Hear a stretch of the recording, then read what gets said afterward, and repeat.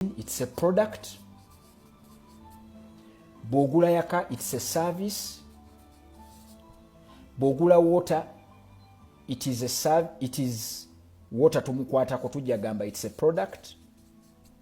Transport, it is a service. Kitegeeza ki? Buli sente yonna gy'okwata,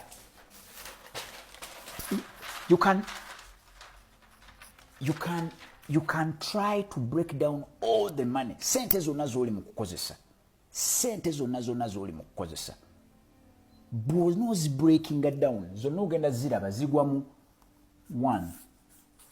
Product. 2. Service. 3. Charity. Ebintu wabindaba. Kanzire na wano. Ebintu bisatu. Money will go into product, service, or charity. Bw'ogula fridge, it's a product. Bwe bakusala enviiri, it's a service. Bw'oweereza jjajja, it's a charity. Bw'oweereza amabugo, it's a charity. Bw'oyamba mukwano gwo afiiriddwa, it's a charity.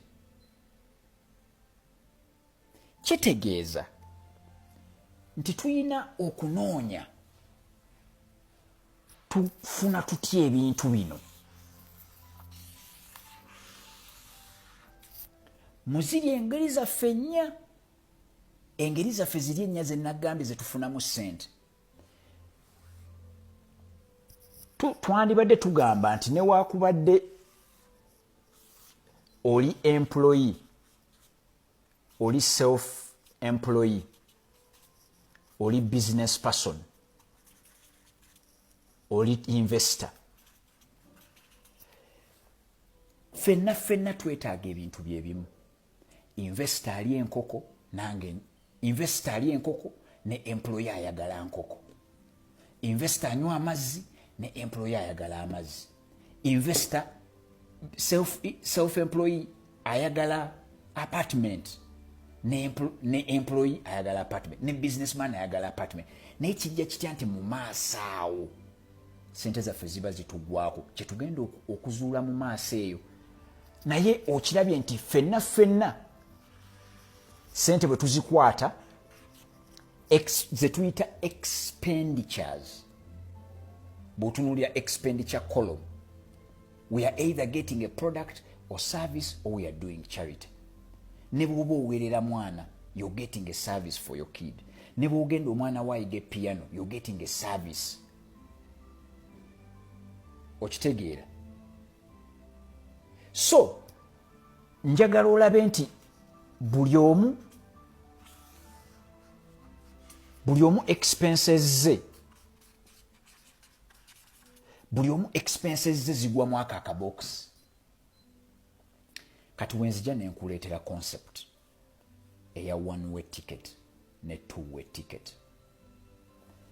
Abantu bonna ekisingira ddala obamalako sente zaabwe bwe zigenda ne zigula product oba service oba charity, zonna kye zibeera zikoze tezidda. That's a one-way ticket. Eyali atambuliddeko mu nnyonyi awo yapiikinze dda. One-way ticket. Bw'obeera ne one-way ticket, bwe kujja e Uganda n'ekusuula e Dubai, eyo tiketi eba tedda. Two-way ticket ekutwala e Dubai n'ekomawo. So ebirowoozo abasajja oba ba employee oba ba self-employee oba ba businessmen oba ba investor, ekirowoozo kye basooka okulumibwamu, basooka kwebuuza,